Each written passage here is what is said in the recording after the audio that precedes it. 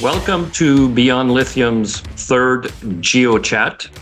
This is a session between myself, our VPX, Tsang, our CEO, Allan, and Senior Advisor, Geologist, Graeme, where we discuss a number of topics.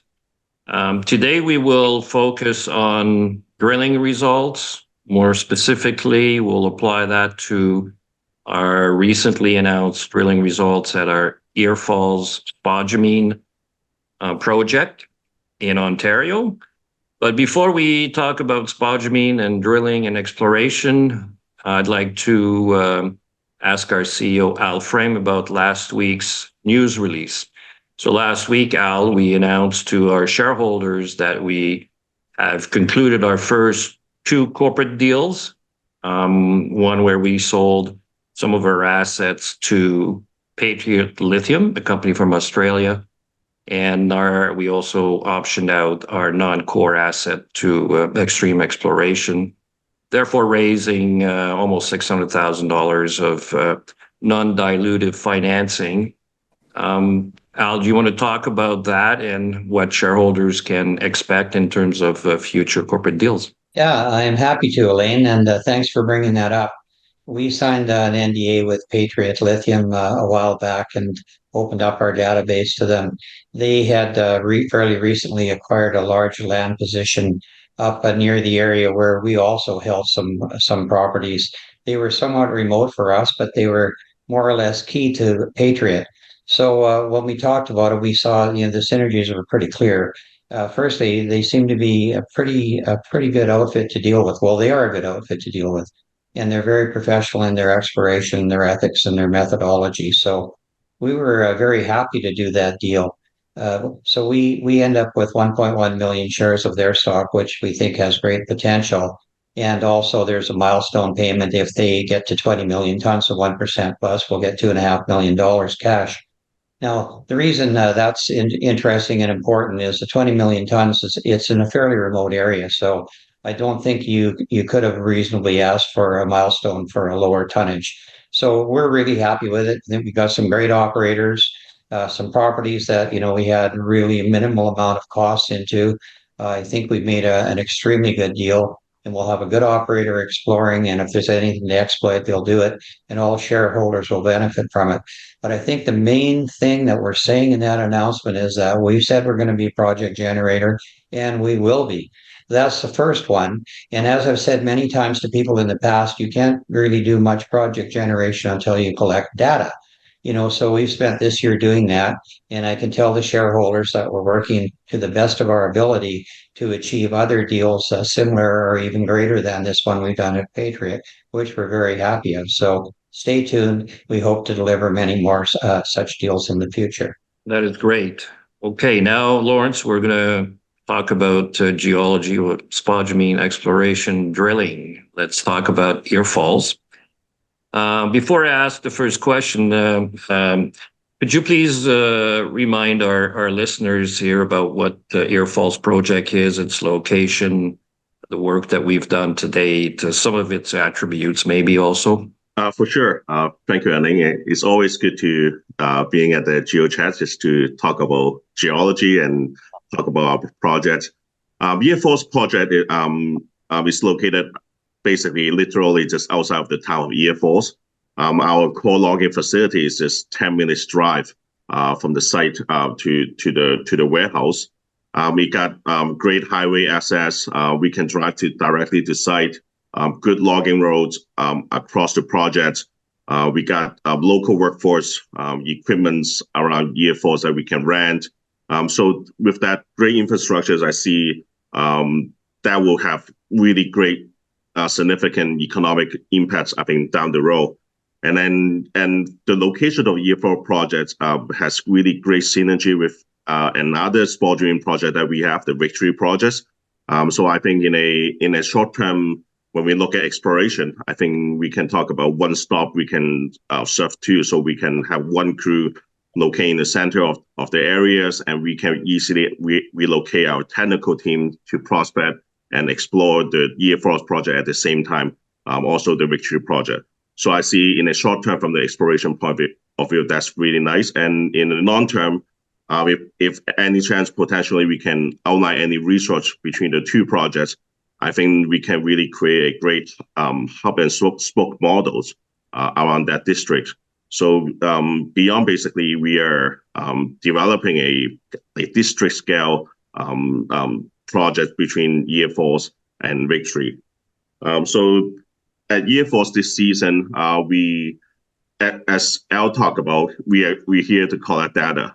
We started off the season with 63 projects with just about $1.4 to $1.5 million budgets, and then we have to allocate different basically exploration for exploring different projects. So at EFOS, we're able to discover the spodumene pegmatites, and then we've done a prospecting program, mapping program, and then we follow up with a stripping program along the initial discovery, and then with a drilling program, basically testing only 200 meters of the 1.5 kilometers identified spodumene trend.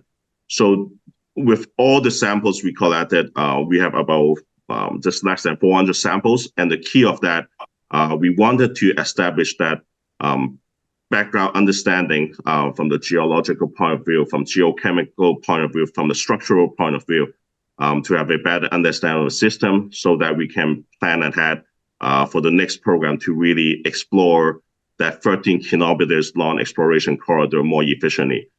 We just can start from anywhere. I think that this initial 200 meters where we have drilled is a great starting point for us to continue to expand this system. Especially, I think later on, we're going to talk about the Sandy Creek West zones.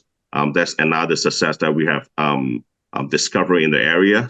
So we are confident with the data that we have collected in 2023, we can come up with a great exploration program at EFOS in the next program. That is great. Thank you, Lawrence. So before we talk about the drilling results themselves that we announced today, and future exploration plans, can you quickly remind our viewers what the objectives of the drilling campaign was, and how many holes, and the depth of the hole, and total meters drilled, and then we'll get right into analyzing the results. Yeah, for sure. And we all know drilling is not a cheap exploration thing. It's an expensive exercise. And for us, before Beyond have to commit to drilling any bigger programs or deeper holes, we want to be accountable and responsible with shareholders' investment. So we designed this program with a 7-holes program and total of just 330 meters. And the idea and the objective of that is to really, again, to collect that additional data to help us to plan for the next program. And with the results that we got, I think that warrants us for the next program that we want to drill deeper holes and more stable holes, which we'll talk about later on. And I think more importantly, this drilling campaign, we really have more knowledge about the EFOS system from a structural point of view, from geochemistry point of view, from the lithology, mineralogy, and we have now seen the size and the larger system potential of the EFOS system from this 330 meters drilling campaign. Thank you, Lawrence. All right, next, Graeme, I'll be asking you a question. Before I do, I'll just set the stage here. So I think we know that when an exploration company announces drilling results, people are retail investors, institutional investors, potential partners, are trying to make sense of what it is that the company's announced, and people have different views. I think we've talked in the past that retail investors have become conditioned to compare different drilling results, let's say in the lithium space, to another company and to another company, and so on and so forth. So before we compare our results to some of the results that our shareholders might have seen from other companies. Graeme, how do you feel about this first batch of drilling results at Ear Falls? I find some of the features there pretty exciting, Alain, but you kind of hit a key point too, is this is really early days in the exploration here. We didn't even have a formal drill permit. So what we had to do was use a small winky drill. If anything, this is reconnaissance type exploration. It's almost analogous to trenching the area and giving us more detail, and we were limited on the trenching. So this is very early days, and I think the results are really interesting, but we're by no means saying this is the best target on the property. This is our starting point, and we're going to go from there. Lawrence, question to you. So the news release states hole number 1 to 3 are mineralized with lithium from top to bottom, with hole lengths varying between 30 and 60 meters. Can you explain the significance of this, especially since some of the mineralized sections in the holes were not from spodumene-bearing pegmatites? Right. And I think that there's some that interesting and unique thing that we have observed from this Winky drilling program. We've seen that pervasive and widespread lithium mineralization even in the host rock. And it didn't just die off or just decrease away from the spodumene pegmatites that we had. And when we hit the spodumene pegmatites, the lithium grade did pick up. And the background grade around the host rock, around the pegmatite, didn't drop off. I think that shows the system is larger than we expected, because if it was a narrow dye system, we expect that alteration halo will be much narrower. That would just may not even have any alteration halo around that. And to seeing that, I think there's something got to be connected to something bigger in order to see something like that. And also seeing that mineralization, basically we are at the mineralization at the end of the hole, that warrants us, yes, we need deeper holes that's potentially parallel dikes or something wider at depth. So that gives us that confidence and say, okay, with this type of data, we are more comfortable to drill deeper holes, especially deeper holes. Again, it costs more money to drill deeper holes, and we want to spend our exploration budget wisely and carefully when we do exploration at different projects. So let's talk about this alteration halo, Graeme. If you could maybe expand on that. And I remember one conversation we had internally, and you had made some comments about the potential strength of the system, since there is so much elevated lithium outside the spodumene-bearing pegmatites that we drill through. So can you explain a little bit more on that?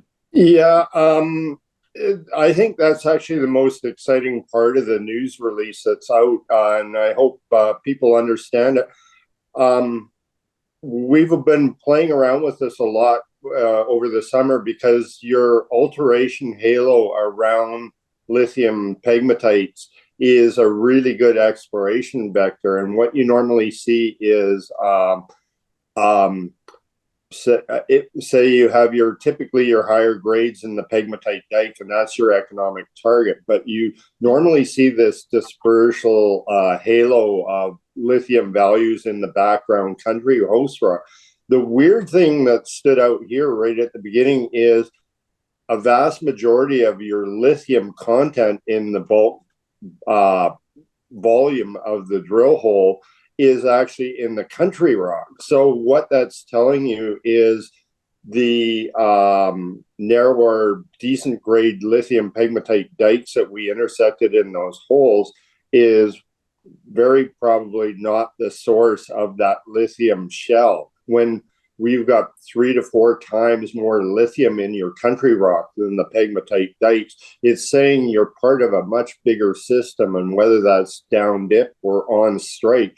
That was a real eye-opener for me, was we're not seeing a narrow halo around narrow dikes. We're seeing a big, strong halo. Where is that coming from? And either down dip or on strike, there should be more substantial high-grade dikes. So let me, that ties in nicely with the next question. Actually, I'll read again a section of the press release exactly on that point, Graeme. So the extensive lithium and cesium, and we're going to come back to cesium because it's being highlighted here. So the extensive lithium and cesium mineralization we observe in the alteration halo around the spodumene dikes indicates these dikes are most likely connected to a larger system, either at depth or along strike. 6 of the 7 holes ended in mineralization, suggesting the system remains open at depth and along strike. So, Lawrence, do you want to expand on that? I think kind of the two things connect together. We're seeing that really widespread lithium mineralization from in the drill holes from top to bottom, and also which means we ended the hole in mineralizations, and that basically showing the larger part of the system could be deepened down or on strike, and also we should be drilling some deeper holes to finding the subparallelite of the larger part of the system. And I think that's important if you look at different deposit in the areas or in the lithium space, and I think where E-Force and Victory are located, we're actually within 100 kilometers of couple lithium deposit like the Root and Macomb, and also the Mavis Lake, and they already have resource put out, and when you look at their deposit there, they already proven published resource at 0.2 to 0.3% lithium oxide cutoff grade. And I think that gives us a good guidelines and good baseline threshold of what we look at, and having seeing that pervasive lithium mineralizations, and our system after testing just 60 meters below surface, looking at other deposit they're testing 300 plus meters below surface, we have a lot of rooms to explore. We have that 13-kilometer trend and then over 300 meter depth to explore. So I think looking at our results from the 330 meters program, for other companies that would be just one drill hole, and I see we have a lot of room to explore and the potential to expand the system pretty effectively. So you mentioned cutoff 0.2, 0.3. So in our press release, we announced 0.46% over 36.25 meters, and that has two significance here for investors that would like to dig into. One is this reference to the alteration halo and the strength of the system, but also I think it's important that we help investors compare that to, let's say, what they will see a company drill at 200, 300 meters, maybe that kind of width or more at 2%. And how both of you, Lawrence and Graeme, whoever wants to go first, how do we help investors understand what it is that we've announced at 0.46% over 36.25 meters versus what we could potentially find deeper down, which it compares to favorably, let's say, to some of the other companies that have success at depth. You're comparing apples and oranges, Alain. Again, I mean, first off, if you're reporting 100 or 200 meters of 2% lithium, you're a star in the business. But we're not in resource build. We're still at early days. In a lot of ways, while we have initial discoveries at Earfall, all we're doing is looking at the very starting point in the system and learning about it. We're not resource drilling here. We don't think for a minute that we're even on the best part of the system. If we were at the stage where we could compare ourselves, and this is our resource type definition, I'd say we're wasting our time, but that's not what we're doing at all. We're just tagging into this system at a very early stage. And with 13 kilometers of strike length, I don't know that we will be in the area that we've drilled very long. I expect us to be expanding and finding the bigger part of the system. We're at the exciting early stage. So we're not into the size definition at this point. We're just learning what our system is doing and where to vector to next. Anything you want to add, Lawrence? So I'll come back on that specific point, Graeme, about exploration versus resource definition. And but before I do, Lawrence, if you could comment on the apples to apples, and I know that you have done a lot of comparative work and a lot of analysis of some of the peers' drilling results. So if you could comment on that, and then I'm going to come back to the important topic that Graeme has just raised. Yeah. So seeing this 36.25 meters, I think that's another eye opener for us, because we actually done a stripping program before that, and the widest part that we able to expose it on the pegmatite zones on surface was just less than 10 meters, 9 point something meters. And then with the drilling, and we're now exposing 36 meters. So now we're seeing the good combination from stripping to drilling, where we successfully exposed that zones much wider now. I think that's the first thing I want to highlight from this drilling program. And then secondly, when I've done some basic review and analysis on other projects, and I see most projects they have that combination of those of that higher grade and also of interval with just above cutoff, and I think you need for those guys for other resource. You need both to make your resource to be more continuous, and I think that continuity of systems between your high grade zones from zones A to zone B, sometimes you require that lower grade interval in between. And I think as Graeme, just to echo what Graeme talked about, I think we are just scratching the surface of the system, and I think as we continue to drill and explore along this 13 kilometers strike length of exploration corridor, we'll eventually get to that hotter part of the system, wider part of the system. And again, this is the great starting point for Beyond at Year Falls.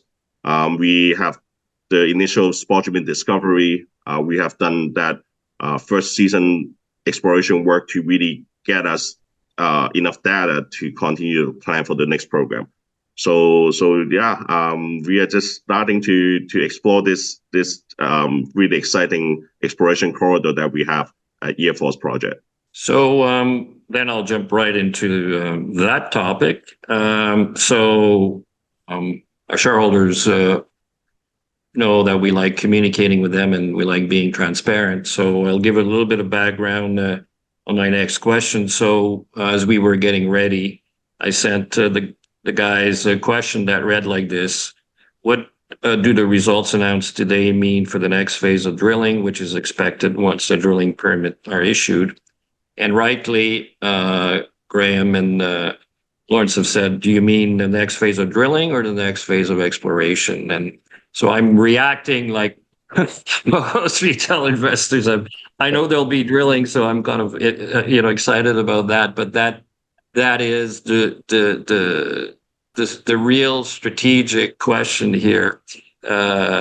So what is the next phase of exploration? So I've scratched off drilling and exploration, which will contain drilling. But yes, let's start. We're in 2024. We applied for a permit, which is going to be part of our exploration program in 2024. So let's talk a little bit. Either you or Lawrence or Graeme, who wants to go first. And what is the exploration potential here at Year Falls? Maybe we started that way. Yeah, for the exploration, as I mentioned before, we've done a prospecting program across the project. And then we followed with a stripping and then a winky drilling program of 330 meters. And right now we are applying for a permit with more drill sites and more location where we can do stripping. So I think we'll continue to carry on our exploration kind of technique. We'll have guys doing prospecting across the projects. We have over 20,000 hectares of land, and the footprint of the Winnesaga North Zone only accounts for 1% of the entire project. So we still have a lot of area to cover. We're going to continue to prospect, to grab samples, and then with areas that have spodumene hematite identified, I think we can do some strippings, and then we can follow with drill holes. So we're going to have continued exploration to really guide us to continue to adjust and our drill programs as the season moves ahead. So I think that it will be a combination of all.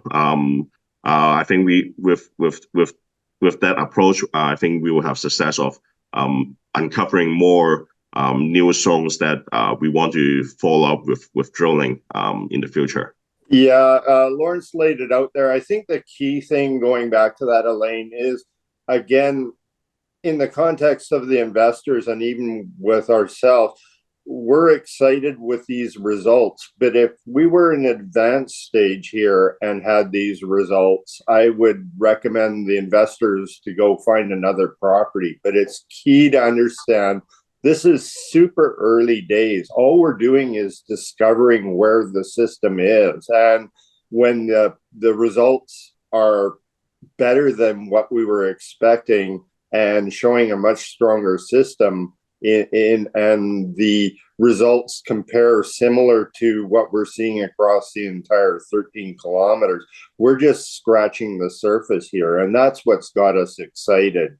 By no means are we saying we've hit the mother lode already and we're away to the races, but we're tagging into a substantial system here, and we need to go find the strong part of the system now. Which ties into the next question, and we haven't rehearsed this. It's amazing how it flows. I guess that's when you work a long time closely with people. It just that's things like that happen. But so I want to read from the news release and ask for your comments, guys. The Sandy Creek West Zone, and whoever's going to go first may describe where that is and why it's significant, has the same geochemical signatures with highly anomalous lithium and cesium, again, talk about cesium, as the drilling results from the Winnesaga's North Zone implies the Sandy Creek Zone is proximal to spodumene mineralization.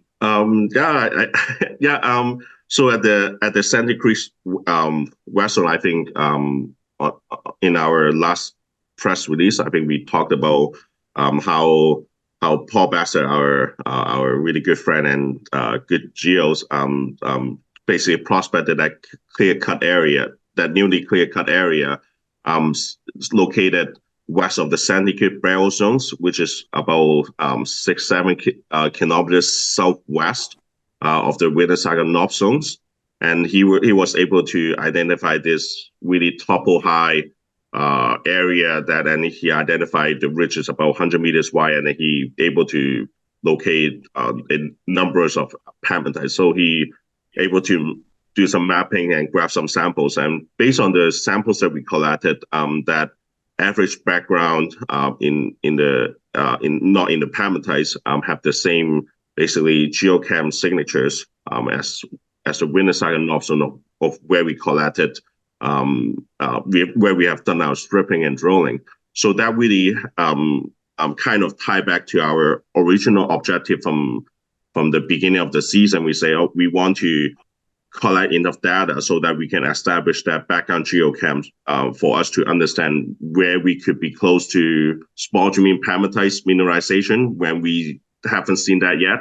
So I think that would be a good exploration example that we are working on, where we have found spodumene mineralization. We have enough geochem data to compare with Sandy Creek West Zone, seeing that the background in lithium and cesium value, basically they are almost identical. So that gives us confidence to say, okay, the centigrade regression is really could be really close to that spodumene mineralization.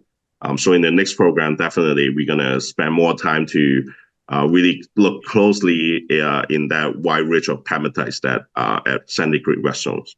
Yeah, Lawrence summed it up pretty well, Alain. But I guess that also points out an important feature. I do see a number of people saying, well, the Victory dikes, for example, are much wider, and we're actually seeing dikes over at the west area that are 30, 40 plus meters. And you got to keep the context. Paul did a really good job, but I think he spent maybe a total of 2 man-days scouring around. There's a decent chance when you go out there in more detail that you actually might find good spodumene zones exposed on surface there. But the chemistry of the system out to the west is very similar to where we're drilling. And as Lauren says, it's about 7 kilometers to the west. And in fact, the Sandy Creek barrel showing is a very strong altered end member part of the system, and Breaks and the OGS guys think that's the top end of a spodumene system. It's never been drilled at depth, so for all we know, we have a really good drill target sitting there. It's just the potential on the upside on this is huge. It's just now we've focused into the structure, this 13 kilometers. Now we get to go in there and pound around and find the good stuff.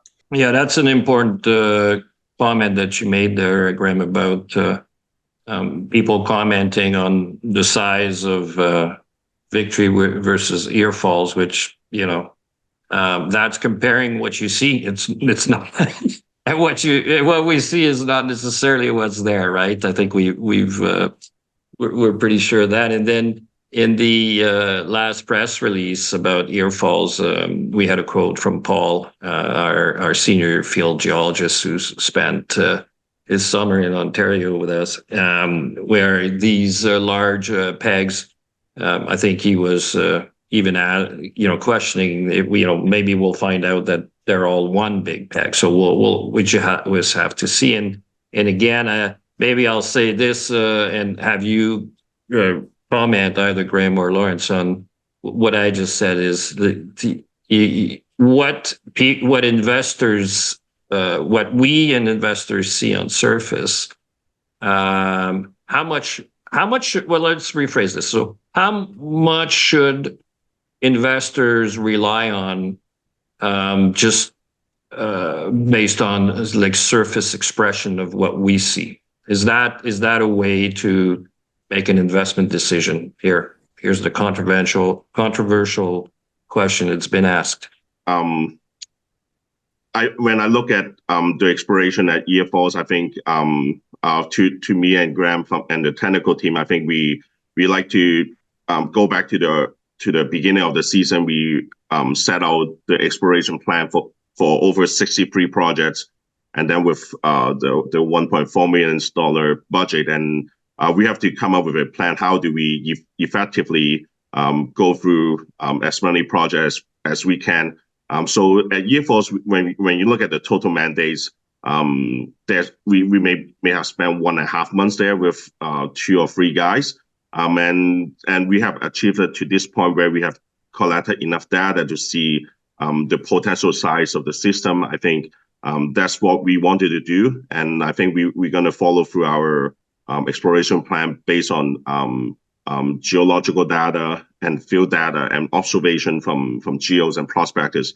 I think that's always important as a geological models always evolves based on the data we collect, and we always keep open-minded, and the more it's just amazing at Ear Falls, the more work we have done here, the bigger the system we have uncovered. So that shows as long as we follow through our exploration model, I think we're going to uncover something big. And I think from the graph samples to the stripping, where we exposed it over 9.5 meters wide system, to now from drilling to over 36 to 60 meters wide of a system, I think as we continue to explore, we're going to see that eventually we're going to see that higher grade and wider part of the zones. So we are very excited to continue exploring at Air Force. That is great. Thank you. So one last quick geological question, and then I'll turn it over to Al for the conclusion. So I read some of the quotes in the press release. One talked about the extensive lithium and cesium mineralization. The other one talked about Sandy Creek with highly anomalous lithium and cesium. So we do talk about cesium. Graeme and Lawrence, can you maybe talk a little bit about this? What's the significance of that, if anything? Yeah, it's hard to say. I mean, for investors, the cesium angle might be pretty exciting. I was shocked. I didn't know much about cesium either. But when you dig around, the spot prices for cesium are ridiculous, $50 or $60 per gram. So you can almost equate it to gold value. The problem is cesium is a real niche market, and really the only producer out there is quite rare globally. And the only producer out there is the Tanko mine, which is we compare to quite often. It's in our basic geologic belt. And it's surprising how few of these are in the global environment. And Ear Falls has consistently been showing highly anomalous cesium values, the 100 to 1,000 ppm value. There may be an economic implication in that, but the cesium production globally is really a niche market. But I guess geologically, it's exciting. It's showing it's consistent with the lithium across the whole 13-kilometer Ear Falls corridor, and really anomalous compared to the other projects you've been looking at, Lawrence? It's really stands out as a cesium lithium system, not so much tantalum. So it's kind of a unique one-off. And is there economic implications to it? Potentially, but it's early days and we don't know. But it is really showing a characteristic signature over the entire strike length. So who knows what the potential out there is.